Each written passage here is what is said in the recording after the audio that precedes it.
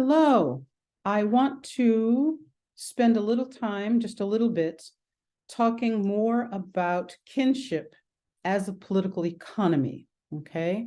I want you to understand that sex and marriage are part of the technologies that make kinship as a political economy function. Okay. This lecture is subtitled The Gender Power Matrix as a way to indicate the relationship between sex, marriage, economic productivity, and gender as relates to political and social power inside of these ancient kinship-based gatherer and hunting societies. All right. First, let's do a little review. There are some arguments in play about gathering and hunting societies, about Stone Age societies, okay? One of them is from Marshall Solins, who demonstrated for us that Paleolithic foraging societies were affluent because, well, one, they have low or easily met desires and access to means to satisfy their desires. It's the inverse in, say, industrial societies where there's a limited ability to meet your needs and your needs are very, very high. So by this definition of affluence, foraging societies are affluent. And also because mobility requires low materiality. And so you're going to find that inside of Paleolithic societies or gathering hunting societies, there's no kind of acquisitive urge for you to collect things, to have things, to own things, to buy things. More likely, you have the urge to give away things, or not care about things and not accumulate things. As a matter of fact, accumulation is socially frowned upon. Okay. If you have extra, you're supposed to give it away. Okay. So I want you to remember this other argument that kinship is the political system that regulates the movement of energy through foraging societies. If you want to talk about foraging societies and as an economy and as a political economy, the political economy is called kinship. All right. And because marriage and sex are part of family, then marriage and sex are critical political economic technologies that regulate how energy moves through a closed system called kinship, the family. Okay. And so, for our purposes, Nisa and the Kung that we're reading about, they're an example of this phenomenon. Okay. And, the question, comes, what is marriage? And by extension, what is sex for? We tend to, in our day and age, think about marriage and sex as something that these are things that are related to emotional states. They are about love. They are about pleasure or desire. And I don't want to say that, and certainly if you read Nisa carefully, you will see that she comes to love some of her husbands more than others, right? And that eventually she comes to think about sex as a pleasure, but that even in our contemporary society, there is a powerful economic and there are customary rules governing who we should marry, who we can and can't marry, whether or not we can have extramarital affairs, right? Who brings home the bacon and who cooks it, right? All of those things operate. For example, a young woman wants to marry, likely her family does not want her to marry a young man without prospects, right? They want somebody who has economic potential, has the potential to earn a good living. And if you try to marry somebody, who's way poorer than your family and seems to come, from nobodies with no education or, something like that, then they're going to frown. Now, this is less true now than it used to be in the past. But I think you're probably familiar with the idea that you shouldn't marry someone from across the tracks or somebody who's of a disadvantaged race or religion or something like that. This is why marriage is an economic matter. Even today, it's still an economic matter. Okay. And there are rules governing that. So your parents will not support you if you marry the wrong person, or they'll disown you if you marry the wrong person, or they'll criticize you or indicate anxiety and worry, or they'll hound your spouse, or the politics of family include things like name calling, shaming, complaining, corporal punishment, or even shunning, like they'll evict you from the family, right? So I just want you to see that this is not a strange thing in terms of it being solely, it's not solely a Paleolithic behavior. This idea still functions in the modern world. Now, this is my creative illustration of the gender power matrix, okay? The relationship between caloric productivity and social and political power, all right? This rule applies for both men and women, right? But I'm using this as an argument to show you why it is that I argue that Paleolithic women have a good deal of political and social power, and that they are not the subservient to men. All right, and the power gender matrix means that the degree of socio-political power that you have is intimately correlated with your actual caloric productivity. So the more economically viable you are, the more economically important to the family unit you are, the more real political power you have access to. Okay, and look at these data points don't represent any particular societies. I just made these data points up to kind of give you a visual illustration of what we're talking about.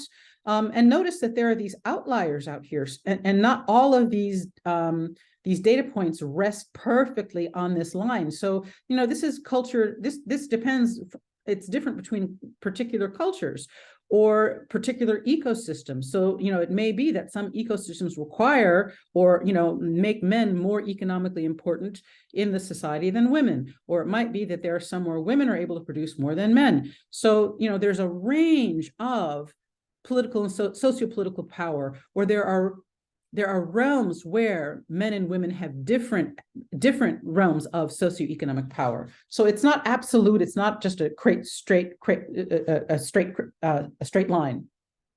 There's some variation. Okay, and so I hope that makes some sense. All right, but let's see political power then. What political power means? Okay, it correlates with the know-how and access to tools. The know-how in terms of how to make them, the know-how and access to tools to produce calories. So this is what it means to be economically important in the society. You have to know how to collect calories. You have to have access to the tools to collect calories. You have to collect calories. You have to know how to make the tools to collect calories. Then you're economically extremely valuable. And where you're economically valuable, you're likely to have more political power than if you're economically not valuable, right? And in that value comes the power to influence group decision-making, okay? It's not that in Kung's society, the men decide where they want to travel and the women go with their husbands, right? They all decide in consensus where they want to go. And women are part of that consensus-making process. This means that you have influence over how calories are distributed in the kinship system, okay? So sometimes if men are primarily the hunters, the hunter who makes the kill, typically gets a prime cut of the meat. They get the heart or the liver or some kind of piece of the kill that is particularly considered to be rich or tasty or calorically dense. Okay, or sometimes there are rules inside of a gathering hunting society where everything that gets brought back, okay, is distributed among nursing mothers first, right? So there are rules, and when you have political power or socio-political power, your job is to enforce those rules, okay? Now, another element of political power is the power to marry, divorce, and remarry at will, Typically, we think of these things as having, at least in the modern period, originally they were something that only men had the power to do. Women were not. They didn't have legal presence to divorce. They could only be divorced. Eventually, women earned the right to divorce, okay, as their political power increased. And also, this is tied to your productivity. If you are not economically productive, right? If the man is bringing home all the bacon, you can't divorce, because how are you going to feed yourself, right? If you're dependent on men to feed yourself, then divorce is not accessible to you. If you are economically very, very productive, then anybody's willing to remarry you, because you're adding value to their kinship unit, okay? So power to marry, divorce, and remarry at will are aspects of political power. The freedom to carry out extramarital sexual activity. This is a matter of like body autonomy. Now, I've got freedom in quotes because you can live in a kinship group or in a culture group where extramarital sexual activity is frowned upon. You're not supposed to do it. The question is whether or not it can be enforced. Okay, so you think about Nisa, who has affairs, or the Kung women who have lovers and they have trysts in the bush, right? This is a sign of their bodily autonomy that can't be controlled, all right? So these are the kind of descriptors that you would use to define what it means to have power. And lastly, control over fertility and child spacing. These are examples of things that are tied to political power. Okay. So here's the correlation, women's power, all right?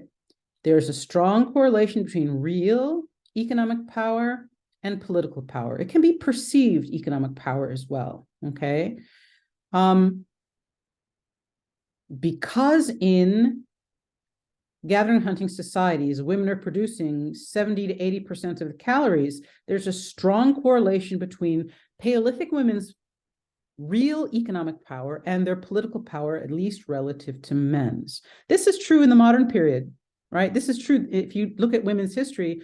The more women begin to work outside of the home, the more opinionated and political power they obtain, right? So this is not a strange thing. And also I want you to make sure you understand, I may have mentioned this, but I want you to understand this is not a correlation that is exclusive to gender, right? Who has no political power and adds 0 calories to family, right? Babies, right? So it's not just gender. It works outside of gender. Okay. Now, I want you to be very careful and not make this mistake. Women having political power is not the same thing as matriarchy. Sometimes students jump to this conclusion. There are no examples in the historical record of full-fledged matriarchy where mothers have absolute authority over an entire society. What we're demonstrating here is egalitarianism. Why it is that women in gathering and hunting societies participate in an egalitarian, that is a very flat type of political structure where political power is,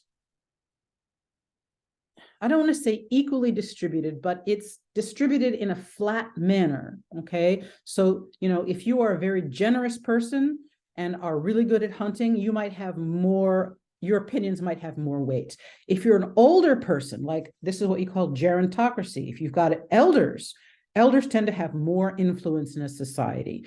If you are really good at gathering and processing food and produce a lot of food that you share with people, then you have more influence. So egalitarianism is a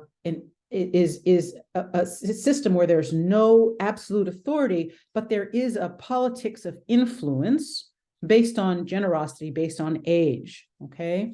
So we're demonstrating why it is that in gathering hunting societies, women have power. Okay. And, the question that I want you to think about is how is this demonstrated among the Kung people in the book about Nisa that you're reading, or the chapters from Nisa that you're reading. And I leave you to that to think about it, okay? And this is all I really wanted to tell you.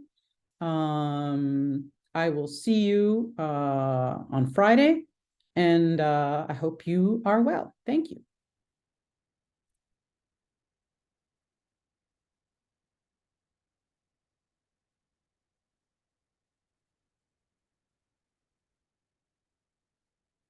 Yeah, here it is.